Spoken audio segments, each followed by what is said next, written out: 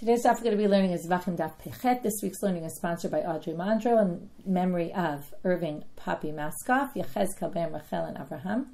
A man that exemplified complete emunah. He greeted everyone with a smile. We were all very privileged to have him in our lives. May his neshama have an aliyah.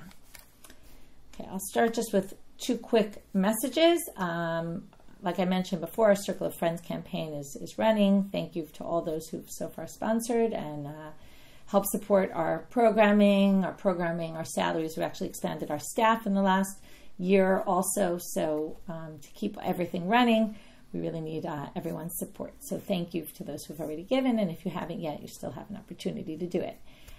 Secondly, there's a shiur, a course that's starting in Hebrew, if it interests anybody, which is, we've done in English already three, kind of the beginner's guide to Gemara. So we have a parallel one going in Hebrew. I say parallel, it's not exactly the same thing. Everybody deals with different things when they decide to run a shiur like this. So if you're interested in joining, it's the second in the series with Karen Rosenberg. So that's starting in 2 weeks on Wednesday, December 24th. It'll be 3 Wednesdays in a row, an hour-long shiur, and it's recorded. So you can find it on the side, the Hebrew side of our site, at the very bottom of the near the bottom of the home page. There's all the courses. Okay, if you're interested in any of our courses, we have a lot of digital online courses in Hebrew and English. So you can, if you haven't seen them yet, you can look and see. Okay, and the other thing I will mention, it's a very kind of lighter, different daf than recently, so that'll be nice for everybody. And it's very interesting daf. In fact, it happened that the Beyond the Daf content this week is all on today's topic, or almost all. And I'll mention them as we go, what the shiurim will be about. Some are up on the site, some aren't yet up on the site. Okay, so I just want to mention one more thing. 1 second. I just want to check. It just eludes me right now. Right. The truth is there's actually 4. Okay, flashback is also on the Bigadim of the Kohanim. That's the written article. Plus there's 3 other video shiurim on topics from our daf. So let's get started. It just indicates how interesting this stuff is. So the first thing we want to do is finish up with our topic of the airspace of the Mizbeach, and it kind of has an interesting twist at the end, I would say. Okay, so if you're not, you might be. I think it's fascinating sugya to think about the airspace of the Mizbeach and whether it absorbs it or not. Even if you don't think so, it's kind of fun to have this twist at the end. So what we did yesterday in trying to figure out is the airspace of the Mizbeach sanctified. Let's just remember what that means. What it means is, we said already, we've been learning this for the last few days, that the Mizbeach sanctifies items that are disqualified. So even though they're disqualified, if they end up on the Mizbeach, we leave them on the Mizbeach, at least many of them, right? We distinguish between ones that yes, ones that not. But we leave them on the Mizbeach unless they get taken off the Mizbeach. If they get taken off, then we don't put them back on. But if they're already there, we leave them there. So we tried to figure out, what if it's just in the airspace? We had one attempt to try to say, oh yeah, of course it's like the Mizbeach, and we tried to prove that, because how do you get something from the ramp up, right, without it being in the airspace? We rejected that. We went to then someone who tried to say the opposite, which is from the Olat HaOf, you can actually see it's not. Okay, now we're going to go to the third explanation. After it was Rav Acha, Rav Hanan tried to bring the against approach, we now start with the bottom of Pesayin Amabet, Lahach Gisa Mia Tifsho, but you should at least then say the other direction. In other words, you didn't succeed in proving yours. Somebody says this, it's an unnamed source, but it says you can at least, the Stama de Gemara says you can at least answer the other way, which is Davir Mizbeach Kimizbeach Dami. I can, basically it's saying in a kind of weird language, but I can basically prove the other way. Why? Which is like the way we started with. It is like the altar. It does sanctify. Why? Because if you thought the airspace was not like the altar, let's go back to the Chatat HaOf. The Chatat HaOf has to be done at the bottom. Now, when you do it at the bottom, what if you do it at the top? We learned already that if you did Malika at the top of the altar for the Chatat HaOf, which is supposed to go at the bottom, it's fine. Now let's think about it. If it's fine, what does that mean? Well, you're already at the top of the altar, which means you could leave it on the altar. And you could even sprinkle the blood from there. So now, even though you're supposed to sprinkle it at the bottom. So now they say, if you, let's say, had a Chatat HaOf that was psula, so it was a disqualified Chatat HaOf. Rashi says, like for example, we know Chatat Shelo Lishma is disqualified. So you did this Chatat HaOf, you disqualified it because you did it on top, but that wouldn't disqualify it. But you did it on top, l'shem, let's say, korban ola. As if it was a korban ola, like we saw those cases in Kinim, where the Kohen thought it was, right, it was an ola, and he did it at the top, thinking it was an ola. Now, how do you sprinkle the blood of that korban? Because it's a disqualified korban. Now, you do sprinkle the blood, because why? Because you're on the altar. Once you're on the altar, you don't have to take it off. Well, let's think about what happens when you sprinkle the blood. Where do you sprinkle the blood? On the wall of the Mizbeach. So what do you have to do? Well, the Kohen's holding it, and he has to sprinkle. So now what happens? You take the blood, the bird, and while he's holding the bird in his hand, he sprinkles on the wall. Well, let's just think about that bird. That bird is going to be in the airspace, right? It's going to be over, right? And even when you put it over the side, it's still in the airspace of the Mizbeach because it's got the sovev and the yesod underneath, right? So basically, it's in the airspace. And now, if we're talking about a disqualified sin offering, what did we learn? If it goes up, it doesn't have to come down. But if it goes off, then you don't put it back on. So now, Havale Yarud, this is as if it went off. If you say the airspace doesn't count to sanctify, then as soon as you go to sprinkle the blood on the side of the altar, while you're standing on the top of the altar, but you sprinkle on the side of the altar, the bird itself, right, and the blood is off the grid, right? It's off the Mizbeach because it's in the airspace only.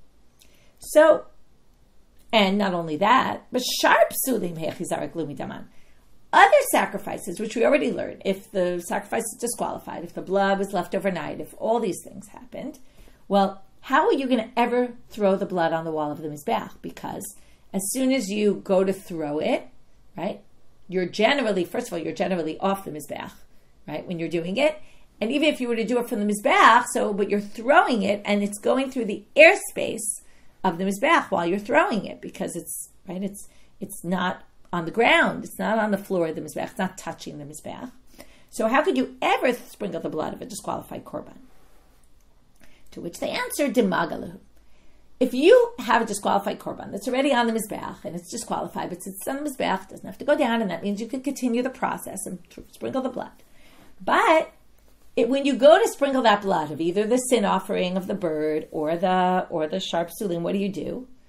You sprinkle the blood in a way that you're actually having the blood touch the wall of the altar so that it never doesn't come in contact with the wall. It's physically touching the Mizbeach. That's how you do it. Okay? And that's how they resolved it. Okay, this is just a way of saying you can't prove anything about the Yavir Mizbeach because perhaps this is the way you have to do it, where you're touching the wall at the time that you're doing it. The sprinkling, the pouring, right? The throwing. So the Gemara says, no way can you do that. Let's try to imagine, how do you do that? Okay, I don't know if you tried to visualize it, but hahaza'ahi mitsuihi. If you're holding the bird in your hand and pushing it up against the wall of the altar and sprinkling blood from there, that action is not haza'ah. You're not fulfilling your obligation of sprinkling the blood of the sin offering. What you're doing is squeezing the blood out. That's what you do with the olat hof, the burnt offering of the bird, not this one. You're doing the wrong action. And if you say for zrika, for the throwing of the blood, which normally you take the cup and you throw from the cup, right? You twist your wrist a little, right? And a twist of a wrist, you throw it. This is not throwing. If my hand holding, the vessel is up against the wall, that would be called pouring. Because if I want to get it from the wall while I'm touching the wall to be on the wall, I'm going to have to pour it, not throw it. It's the wrong action. Ve'od ki derech haza'ah b'kach, derech zrika b'kach. In other, number one, they say it's not called haza'ah, it's called mitzoi. It's not called zrika, it's called shvicha. And even if you say fine, so you do shvicha, you do mitzoi, but that's not derech haza'ah b'kach. The Torah says you have to be mazeh the blood of the chatat, and with the other offerings you have to be zorek. That's not the derech that you do zrika. It's not the way you do throwing. It's not the way you do sprinkling. This doesn't work. This definitely is not true. So to try to claim that it was still touching the wall of the Mizbeach and that's why it's not considered that it went down, that's nothing. That doesn't prove anything. So now it seems like, right, maybe it really is Avir Mizbeach K'Mizbeach Dami. Maybe this proves it because you can't do it while touching the wall. Here you see it doesn't have to be touching the Mizbeach as long as it's in the airspace of the Mizbeach. But comes Rav Acha with his big twist. Here we go. Amar Rav Acha. If you're still at the head of the Mizbeach, then that would work. But that's not what we're talking about. In other words, obviously, Avir Mizbeach is K'Mizbeach if the person holding the blood whatever it is holding the bird, is at the top of the altar. Why? That is not the question. The question of Avir Mizbeach Mizbeach, you totally misunderstood the question. If someone's standing on the floor of the Mizbeach, their feet are touching the Mizbeach, the blood is in their hand, or the bird is in their hand, or whatever it is in their hand, that's of course considered like the Mizbeach because it's like it's attached to the floor. Okay? So when we had the question before about the ramp and how do you get it from the ramp up, because as soon as you pick it up, right, it's in the airspace. No, it's not in the airspace. That's not even a question. That source is irrelevant now. We even go back and say that source is irrelevant. All this is irrelevant because we're not talking about when a person's standing with their feet on the ground, holding something, with their feet on the Mizbeach. If the item is attached through the person holding it to the altar, of course that's sanctified. It's not as if it went off the Mizbeach, which makes perfect sense. The question is, what if I'm standing on the floor, down below, and I have a reed, a really long reed or pole or something like that. And at the end of that pole is the bowl with the blood, and it's hanging over the airspace of the altar. Now we're understanding airspace is hanging in midair, basically. If it's hanging in the airspace above the Mizbeach, where without a person standing on the Mizbeach, that's the question. And that's what we meant, and we're not talking about what we thought we were talking about. That, of course, is going to be sanctified. There's no question there. And what's the answer? Teku. We don't actually have an answer to that question. Okay? Which I don't know how often that happened, that somebody had a big pole, and at the end of the pole was the item hanging over the airspace of the Mizbeach. It's kind of a theoretical question, and left with a theoretical answer we don't really know. New Mishnah. Klei halach. Now we get into, if you remember at the end of that last Mishnah, we said just like the Mizbeach sanctifies, also the ramp. Just like the ramp, also the sacred vessels. So the Mikdash is full of sacred vessels, which we use for all sorts of things, for the blood, for the incense, for all sorts of things that get put in it. And the kmitza from the mincha offering. Now, what do these sacred vessels do? They sanctify things. Anything that goes in a sanctified vessel becomes, we talked about before, yesterday we talked about this even, kadosh kedushat haguf. In and of itself is sanctified. It cannot be redeemed. Okay, at that point, it's like an animal that was designated for a korban that can't be redeemed. It also can't be redeemed. The kometz is sanctified. This is it. You can't try to remove the sanctity. Before that, you can move sanctity and, redeem it on a coin, flip onto something else. But once it goes in that sacred vessel, that's it. Not only that, the Mishnah says, but also it can sanctify disqualified items, just like we saw with the Mizbeach and the ramp. So if something was disqualified, it can be sanctified in this vessel and basically allowed to be used for, in some way, okay? So now we're going to talk about what vessels sanctify what kind of things. It's not as simple as we think. It's not like anything that goes into a sanctified vessel will be sanctified, but let's see. Klei halach mikadshim et halach. So they had different utensils. There were ones that we use for liquids, ones that we use for solids. The ones used for liquids, sanctify liquids. Midot hayavesh, mikachod hayavesh. Here, notice, instead of klei halach, they use the word midot. We're going to talk about this later. Midot are measuring. Measuring things for, we all, I don't know if you have in your kitchen, most people have dry measuring cups and liquid measuring cups, right? In the temple, the same. They have ones that were meant for measuring liquids, ones that were meant for measuring solids. Soon Shmuel is going to say that's all they're talking about, by the way, in this line in the Mishnah. And in both, the klei halach are for the lach, the yavesh are for the yavesh, are only measuring implements. We'll get to that soon. But, and because again, there's two different types of vessels. Ones are used for measuring, because remember you need the isaron of the solet, and then this amount of the oil, and that amount of that, so they need a measuring utensils. So there's also that, and the ones you put the things into, like bowls, mizrak, ka'ara, those are all different kind of bowls they had. So the liquid ones for the liquid, dry ones for the dry, and klei halach mekadesh hayavesh, v'lo yavesh mekadesh halach. So liquids don't sanctify dry ingredients, and the ones used for dry ingredients don't sanctify the liquid ones. This goes back to what we said, it's mekadesh hara'oilo, what's appropriate to go in there. Okay, that's halacha 1. Halacha 2 in this Mishnah. Klei hakodesh shenikvu, if you get a hole in them. Im osim behem me'em melachtan sheyosin behem shlimim, mekadshin. If you could still use them for what you went to use them for originally, and you could fill them up completely with whatever was supposed to go in there, then it works. Because sometimes you could have a hole, right? If you have a hole, let's say in a bowl that you're supposed to put the blood in, and there's a little hole, the blood's going to come out, right? Obviously, the blood's going to go through a hole. But if you have a solid mixture in there, or a dough, let's say of a mincha, it's not going to start dripping out through that teeny hole. So you could use it, then it would be fine. And then it would still be able to sanctify things. V'im lav, and if not, ema kachin, then it won't work. Third halacha, last one for the Mishnah, kulan ema kachim ela b'kodesh. And the sacred vessels, if you have them outside the Azara, they're not going to work to sanctify anything. They only have ability to sanctify if they are in the Azara. Okay, they have to be in a holy place in order for the sanctity to go onto the item that goes in it. So the first thing we're going to hear is Shmuel. Shmuel's going to have two things he says here. The first one is this: Amar Shmuel, lo shanu ela midot, aval mizrekot mekachin. He says this whole idea that liquid only does liquid and solid only does solid, that's only measuring implements. But if it's a bowl or something that you use, let's say, to collect the blood or the komets or any of those things, they can be makadesh any kind of ingredient. How do we know this? Shene'emal, from the Parsha of the Nisiim. If you remember, it brings in Parsha Naso all the things that Nisiim brought. And right, the heads of each tribe brought a gift when they did the dedication of the Mikdash, of the Mishkan. And it says there, okay, korbanot, karat kesef echad, 30 mishkala, mizrak echad kesef. So there was a karat kesef, there was a mizrak. Okay, those are two different kind of bowls. And then it says, shnehem, both of them were mili'im solet. They were both filled with solet. Now, usually the mizrak is used for liquids because it's used for the blood. But here you see it could be used for solet. Now, solet is fine flour. Now, it's solet blula b'shem and mixed with oil, but that's a solid. So he says, what do you see here? Solids can be used in liquid measuring cups, and obviously it was sanctified there. That was the whole idea. They put them in the bowls to sanctify them.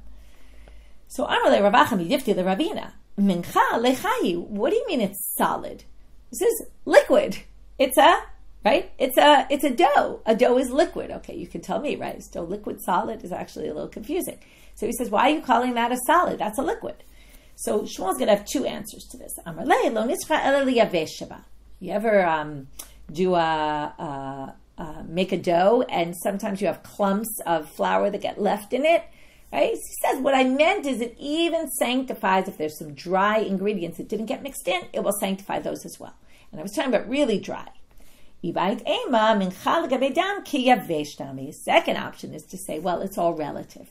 So if you compare a dough, which is maybe somewhat liquidy, but it's definitely not liquidy like blood, okay, it's a very different consistency. So relatively speaking, it's more like a dry ingredient.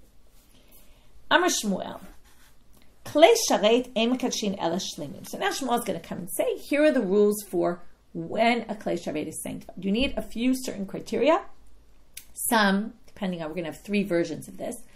Some are going to be mentioned in the Mishnah and some are not mentioned in the Mishnah. So let's see. In this first reading, only one is mentioned in the Mishnah, and then he adds two more. They have to be whole. Okay, that we saw in the Mishnah. You can't have a hole in it. They have to be full. Now, what does this mean, full? It doesn't mean full to the top. It means that if you're supposed to put a certain requisite amount, let's say the mincha offering, so there's certain amounts of solet and oil that you're supposed to put in depending on what kind of mincha offering you're bringing. So it has to be full to the amount of the shear you're supposed to bring. If not, it's not going to be sanctified. Or until you get, until you get to the, right, when you start putting it in, it's not sanctified until you get to the actual requisite amount. And only what's inside them. Okay, that's a little strange. What else would it be doing? We'll talk about that in a minute. Some people say, there's a different version. This is version 2. We're going to have, like I said, 3. So far, those are the same. Umi bifnim. And from inside, where's inside? Inside the Azara. Okay, one said mitocha meant inside the vessel, and this one means inside the Azara. Now that halacha was mentioned in the Mishnah as well. So according to the second version, the only new one that he's adding is they have to be full. Okay, again, full meaning the requisite amount that you need. My benai, what's the difference between these two languages? Again, these two versions. Ika benai beirut say midot. When it says mitochan, and the other one didn't say that, what it means is anything inside the walls of the vessel. What if there's what do you call it? Like a heap. Okay, there's a heap at the top, like a heaping tablespoon, right? You have a heaping cup, and there's stuff at the top that's not inside the walls of the vessel. According to the first version, only mituchan, only what's inside the walls of the vessel, not what's heaping above, overflowing at the top. But according to the second version, where they don't say that, then anything in the vessel, even if it's overflowing, the overflow would also be included. So that's the nafkamina between the first two. B'matnitzatan, in a Braita, they have a different version which actually combines all of these. And instead of 3, it's going to say 4, and it's going to say both of them that are mentioned in the previous. And this is in a Braita, which predates Shmuel. So all 4 of them. Now comes Rabbi Asi, in the name of Rabbi Yochanan, is going to limit what Shmuel said. Amar Rabbi Asi, Amar Rabbi Yochanan. Lo shanu ela. Now we're talking specifically about the requisite amount. When we say you need a requisite amount, and until there's that requisite amount, it's not going to sanctify, we didn't exactly mean it like it sounded. Lo shanu ela she'ein da'ato lahosif. What it means is now here we get back into what we spoke about a lot in the beginning of the Masechet, how important my intentions are. If I intend to put a mincha mix, solet, fine flour, water, I intend to put it in this bowl, but I intend to put less than the requisite amount, then it's not going to sanctify it, because it only does mileim, right? It only sanctifies them when they're complete. But aval da'ato lahosif, if I start putting it in, and I'm starting to measure out, and I put in a little bit, and I'm going to add a little more, and my plan is to get to the full requisite amount, well then rishon kodesh, then we don't have to wait until it's full for to say it's sanctified. But as soon as I put a little bit in, that little bit becomes sanctified. So let's say I were to stop in the middle and I never got to the full amount. Since I intended originally to put the full amount in, it's going to be sanctified right then. Okay, so that little amount will end up being sanctified. So what we mean, it only is if it's complete, the complete amount is in there. That means only if I intended to put the complete amount in. If I didn't intend to put the complete amount in, then it won't be sanctified until I eventually put enough in that it's the right shiur. But if I intend from the beginning to put the right amount in, it will be sanctified as soon as I put a little bit in, it's immediately sanctified. That's what Rabbi Yochanan says. And Tanya Namihach, here's a Braita to prove this. And we're going to see in here where we get this whole thing about Mileim that needs the full requisite amount. Mileim, it comes from the Pasuk. What did we just read before? That we had the Shnehem Mileim Solet. They're full of Solet. So what do you see here? Mileim Ela Shlemim. What does Mileim mean? Complete, meaning the complete amount. Rabbi Yossi, okay, that didn't prove it yet, but now comes Rabbi Yossi in this Braita and says, and this proves where Rabbi Yochanan said, Matai, when is this true? Bizman she'ein da'ato lahosif. That's only if you didn't have intent to add.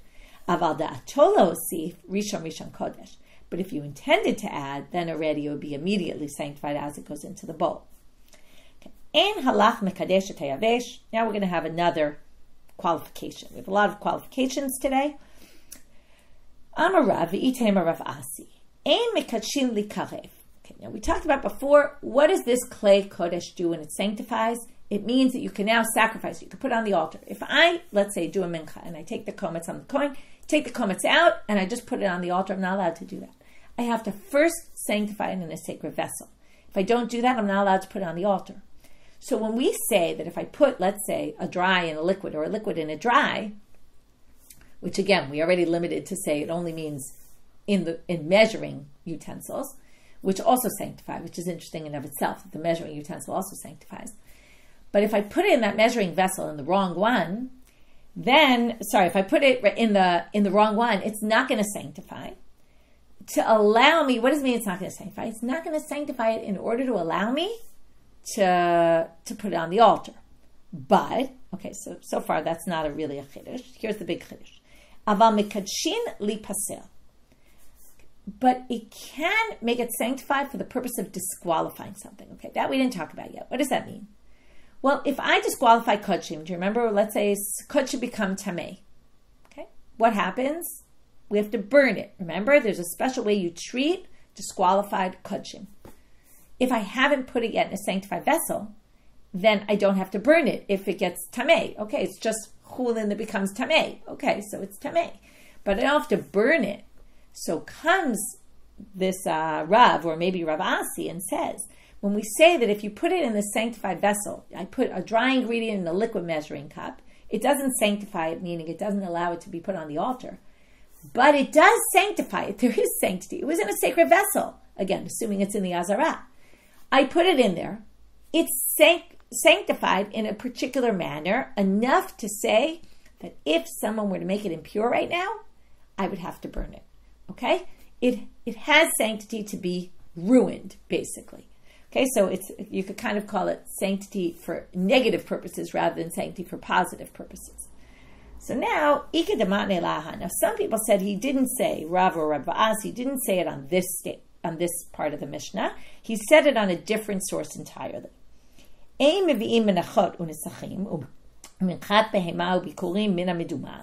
When you want to bring a mincha offering or libations that go with the sacrifice, or a mincha that goes with an animal sacrifice, or bikurim, first fruits, you can't bring them from a meduma. What's meduma usually?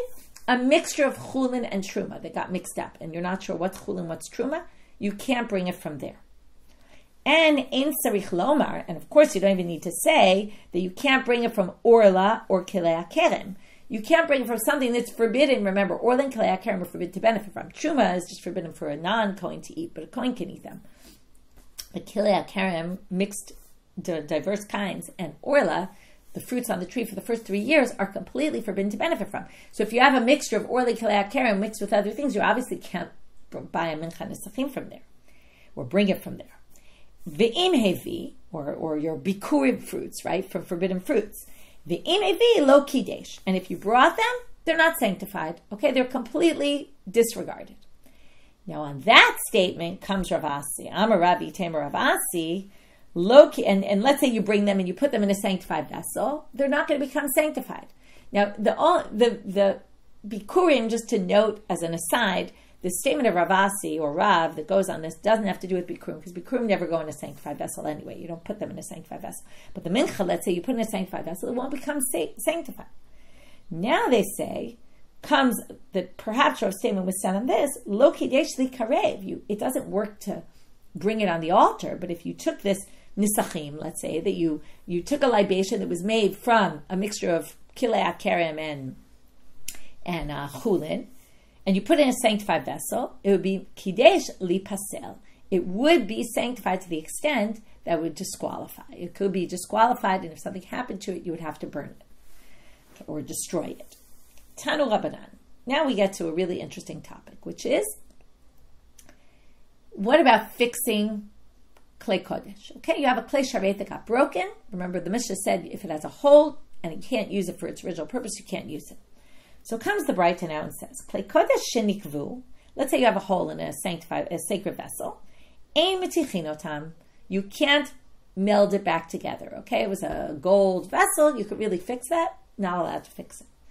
Ein metichin letochan aval. You can't put lead inside to basically fill the hole. And nifgemu, if it got a nick in it, or it got dented, you don't fix it.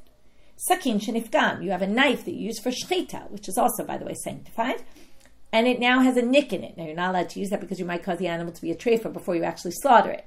You're not allowed to ever slaughter with a knife with a nick. We don't make it smooth out the knife, even though theoretically all these things could be fixed. We don't fix them. Nishmita, if the handle came out, the blade came detached from the handle, ein machzirinot, we don't put it back. Okay, why not? The Mishna doesn't tell us, the Braita doesn't tell us why, but we're going to see the words later in the Gemara. There's a concept, very interesting concept. It's the topic of Din and Daf this week, and also Meirav Tubal on the Hebrew side, about this concept of ein aniyut bimkom ashirut. There's no poverty in a place of affluence. This means the Mikdash, the temple, is a place of affluence. It's a place of gold, silver, glory, beauty. Everything is perfect. Everything is just so.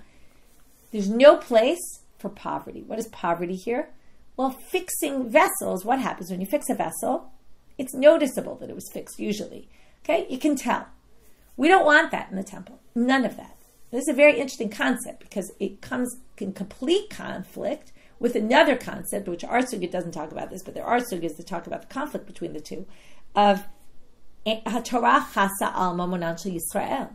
The Torah is cognizant of the fact that they don't want Jews to pay tons of money for everything, right? And if we throw out every vessel that broke, that's going to cost the people a lot of money. And the Torah doesn't try to make us spend unnecessary money. So there's a conflict always between these things. It's like the same conflict you have when you go to buy a lulav and etrog and you want to get the nicest one. But what, are you supposed to spend all your money on the nicest one, right? There's even sugyas that discusses how much of your money you're supposed to spend on mitzvot. Fascinating sugya. In the temple, there's a bit of a different, the weight is more on the beauty of the place. And that begs the question, and again, not for our daf shir today, you can listen to Dinin Daf this week, but this idea about the Mikdash was a glorious place. It was a place of everything was perfect, and there's some sort of value to it, even though it somewhat conflicts with other values that we have. So there's a balance to be struck here, and here we see it very strongly that we don't fix vessels that broke. And we're going to see all sorts of other halachot relating to this. Abba Shaul Amelv, continuing in this braita, Sakim Matrefet, he testifies that there was a Sakim Matrefet, there was one of these knives with nicks in it that was causing the animals to become treifas. And Nimnu ala Kohanim v'Ganzua, and the Kohanim took a vote on it and they buried it basically. They said no one's going to use this, and again, they didn't try to fix it. Tanu Rabbanan, another braita, another issue related. Bigdei Kuna, the Kohan's clothing, Kohanim's clothing, Eno Sino Tamaseh Machat, you don't sew them. Okay, you don't like weave pieces of material and then sew the pieces of material together. Elamaseh Orei, they're completely woven. Okay, other than obviously if you have to attach the sleeves, you need some stitches. But the garment itself is woven. Shnema, as we know, Maaseh Oreg, it says. Which means completely woven. Why? It's not nice to see stitches in the middle of your clothing. Okay, we don't want pieces kind of like patched together. We want it all to be one unit, one nice piece of material. Emechabsin, here comes the interesting one. You can't launder the clothes of the Kohen. Lo beneter v'lo b'ahal. These are different cleansing materials. Okay, so you can't clean them. If they get dirty, but that's it. They're done. Their use is over. Wait, it sounds like you can't use cleansing materials, but you could use water now. At this point, the Gemara is asking, it doesn't make sense that you could use water because what do they think? They think, what's the problem? Okay, take a sweater. Okay, I'm wearing a nice sweater today. What if, right, when I first got this sweater, I didn't want to wash it the first time because I knew that the first time I wash it, it's not going to look good anymore, right? As soon as you wash it the first time, already it doesn't have that nice look of a new sweater. It doesn't feel the same. So it sounds like you could use water, but water would also ruin it. And any kind of washing it would make it look not perfect like it was the first time. So Amar Abai Hachi Kamar, he says like this. This is what it means. This is going to be one explanation, I'm going to have a different way of understanding it. Hug'u b'mayim, if it's the kind of thing that got dirty, that you could potentially, just a little dirty, you could clean it out with water. Mechabsin otam b'neter v'ahal, then you can actually launder it with any material you want. It's not a factor of what I said about you don't want it laundered at all. It's a factor of how dirty is it. If it's very dirty, okay, going out on a bed, hug'u l'neter v'ahal, if it got so dirty that you need cleansing materials, and it won't come clean with just water, then you can't even wash it with water. In other words, the neter and ahal are there to tell you, if you need cleansing materials that it got that dirty, you have to throw it out. Because that's what a king would do. If a king had clothes that got a little bit dirty, maybe you just rinse it out with some water, and then theoretically in the mikdash, you could even use cleansing materials because it's not really so dirty. But if it gets so dirty that a king would just throw it out, that's what we do in the temple. We treat it like a king would. Okay, interesting to think that even in those days, they would throw things out, right? I wonder if kings actually do that. I would imagine they don't really. Also, we have much better laundering machines these days. But anyway, it's an interesting thought about if, right, a wealthy person would just throw it. If it gets that dirty, right, it's not worth it. I've had some things sometimes that get so dirty. I mean, it happens, usually you only do it if the items are in bad shape anyway, but it gets so dirty. I'm just going to throw this out. I don't want to deal with it. Then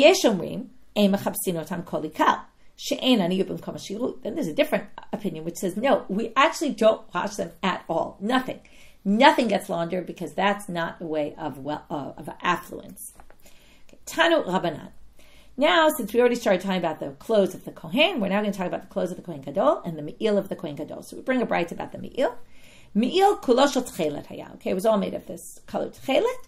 Shneimar vayaset Me'il hayfo kliot tchelet. Okay, because it says the Me'il is made of kliot tchelet. Shulav ketzad. Now, it was made sort of like a tzitzit with four corners. And what would you put down at the bottom of the hem? Maybe tchelet bargama v'tolat shani shizurim, right? These different threads threaded together. Oseotan kimin rimonim shelo betchu pian uchamin konaot shel knasot shebarashei tinokot. they would make these shapes that look like pomegranates that hadn't opened, the top hadn't opened yet. Or another way to describe the shape was these buttons that would be on the helmets of children or something. Okay, hard to know. We don't really know what they're referring to. ומביא 72 זגין, שבהם 72 ענבלים, ותולה בהם 36 מצד זה ו36 מצד זה.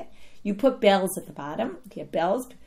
People would hear them moving and make a lot of noise. We'll talk about the noise soon. So you did 36 of pamo, rimon, right? That's what it says in the Torah.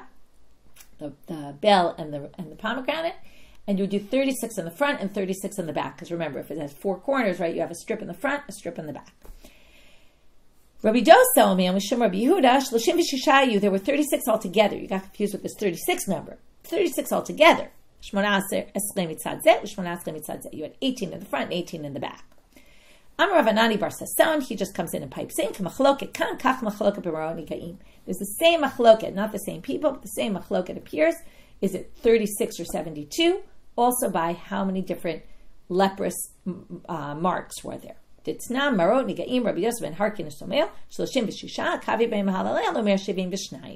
we have another machloka, whether it's 36 or 72. Okay, these numbers got confused in 2 different situations. Our situation is a little different because you can see how they got confused because it's double. So you could have 36 in your head. The question is 36 half, right, 18 and 18, or is it 36 on each side? In the Marot Negaim, it's really just different between 36 and 72. It's more strange to think how they got confused between those 2 numbers. Another thing, Rabbi Anani bar Sasson, I didn't check if he comes up anywhere else, but it definitely his name does not ring a bell. No pun intended. Amar Rabbi Anani bar Sasson, Lama nisbecha parashat korbanot leparashat bigdei kuna. So at the end of Vayikra chapter 7, there's basically a summary psukim. We're going to get to them and darshan them in a few days. Summary psukim of the korbanot. Okay, the first 7 chapters of Vayikra, all the details of the korbanot. Then we get to, in chapter 8, they mention this whole section on the bigdei kuna. Okay, they also come up in Shmuel, but they also come up here. So why do they come up next to korbanot? Lomar Lecha is going to darshan smichu parshiot, and this is the topic that's going to take us to the end of our chapter and the end of our daf today. Ma korbanot, it's a very interesting way, I think, to end the chapter. Ma korbanot mechaplim, af bigdei kuna mechaplim. Just like korbanot atone, also bigdei kahuna atone. Okay, now, this is an interesting topic. Gefet, the topic of Gefet, for Bini El Shimoni this week, which hasn't gone up yet. Hopefully by today or tomorrow it'll be up. How do bigdei kuna have the power to atone, right? Like they can atone for a sin I did that I didn't do atonement for, right? It's a very strange concept. So there's a lot of questions she asks and deals with in the shiur. That's number 1. Shuli Mishkin wrote about the Kohen Gadol's clothing and the tchelet specifically, and in Machshava Shniya, Rabbani Yifi Clymer, who's now back not regularly but semi-regularly, she is going to talk about something that comes up at the end of the daf about the incense. Okay, so there's a lot of interesting topics going on here. So now, ma korbanot mechaplim af bigdei kuna, they can atone. Now we're going to learn. We're going to get to this week's parsha right now, which is each beged of the kohanim atones for a different thing. Okay, some of if you remember, the kohanim had 4. The Kohen Gadol wore 8. The 4 of the regular kohen, and then another 4. So we're going to go through these garments. Ketonet, the tunic, mechaperet al shvichutam, a murder. Shene'amar v'yishchetu se'iri zim yitbalu et haktonet padam. The brothers of Joseph, right? What do? They put his cloak, which was a ketonet. They dip it in the blood after they slaughter the animal, and they bring it to their father. Now this is a little bit strange because what's this coming to say? The ketonet atones for murder. Now, no, there was no murder here. It's a little bit interesting, but obviously it was connected with supposed murder, right? They claimed he was dead. They almost tried to murder him. A little bit of a weaker connection there, but somehow connecting the ketonet with blood, with bloodshed. Michnasayim, the pants. Mechaprim al giloy arayel. Shenemar v'asele mechnasei ba lechasop basar ervat. Says make them michnasayim, pants to cover their erva. So there you see that, it must be somehow associated with erva, with forbidden sexual relations. Mitznethet, that was their head, the turban that they had. Mechaperet al gasei ruach, on arrogance. Minayin amar Rabbi Chanina yavo davar shebegova v'yichaper al gova, something of height, right? You wear at the top of your head. That should atone for something about haughtiness and arrogance. Avnet, this is the belt. Mechaper al hirhor halev. Why? Because hechad ite. Okay, thoughts you have in your heart, because it's the belt would go, it was aligned with their elbows. Now, if you put it around your waist, or it's above your waist really, where your elbows are, that's above your waist, that's right under the heart. So it's the location. Okay, you can see how each one they darshan in a very different way, and they get, right, it's very loose connections. Choshen that he would wear on his breastplate, that mechaper ala dinim, shenemar v'sita choshen mishpat. This is where choshen mishpat from Shulchan Aruch comes from, that pasuk. Choshen is called choshen mishpat, so mishpat, judgment. Ephod, the ephod mechaper ala Azara, shenemar ein ephod u'trafim. Okay, here's a pasuk in Hosea which connects ephod and trafim, so ephod atones for avodah zarah. Me'il, the cloak, mechaper ala shonara. Minayin, the me'il was what we talked about before. Shenemal, Amar B'Chanina, Yavo Davar Shebekol, something that makes noise, V'yechaper al kol hara. Lashon hara was spoken, right? It's a loud noise. It's a bad noise. So the thing that makes noise atones for something that made noise. Vitzitz, that's the head plate that the Kohen wears. Mechaper al azupanim, about brazenness. Bitzitz k'tiv, what's the connection? Vayal metzach Aaron, it should be on Aaron's forehead. Ubazu panim, when it talks about brazenness of a prostitute, it says umetzach isha zona hayalach. Okay, so the metzach, the forehead of the isha zona, which is her brazen, it's connected to her brazenness. Forehead, they connect. Okay, that connects. Now we're going to end with the difficulty and resolve the difficulty, and with that we'll finish. Ini, is this really true? And we're going to have an issue with two of them. Because Amar Rabbi Shua ben Levi, Shnei dvarim lo matzinu lehem kapara b'korbanot.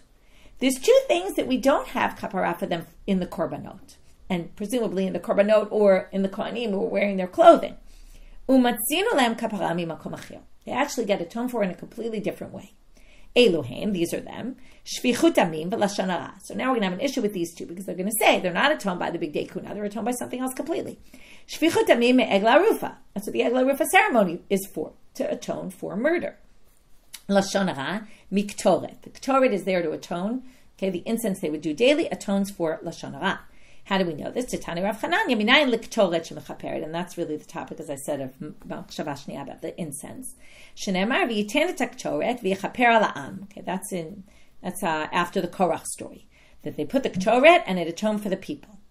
Okay, so what it atoned for the people? How do we know it's lashon hara? Shenemal v'tani dvei Rabbi Yishmael al ma ktoret mechaperet al lashon hara. Why? Yavo davar b'chashai v'yechaper al maaseh chashai. Comes something that's done secretly. Why? Because the Torah is offered inside the Heichal. Nobody looks inside the Heichal. It's covered, right? It's in a room, as opposed to the Azara, which is open. And it should atone for something that was done secretly. This is exactly the opposite of what we said about the Me'il is loud, and it atones for something that's loud, so it's very strange. It seems to completely contradict. So, Kasha Lashon Hara, and besides loud and quiet, it contradicts because it says there's nothing to atone other than the Ktoret, so not the Big Day Kuna. So kasha lashon hara, kasha shvichut amim. So we have an issue with both these two. Well, shvichut amim lo kasha. Had yediyah man katle? Had lo yediyah man katle? Okay, well, when we know the murderer, that's when we have the ketonet. When we don't know the murderer, that's what Egla Rufa ceremony is for. Remember, the whole Egla Rufa ceremony is we have a dead body, we don't know who killed him, we measure between the two cities and we try to figure out, but it's only because we don't know who. When we know who, then the big day kuna. Okay, before we get to the Lashon Hara, the Gemara has a big question on this. What do you mean? Idiyadiyah man katle bar katlehu. You don't need the big day kuna to atone for it. What do? You kill the person. Capital punishment. And the capital punishment is what atones for the person's sin, not the kohenim's clothing. To which they answer, we're talking about b'mezeh v'lo atrube. We're talking about when someone murdered intentionally, and we know who it is, but they weren't warned, and then we can't punish them in the court. Then the big day kuna come and atone. Again, that begs the question, how can that work? And for that, you can listen to Rabbi Yael Shimoni's shiur. Last line for today, Lashon hara nami lo kashya, habetzina habeferhesya.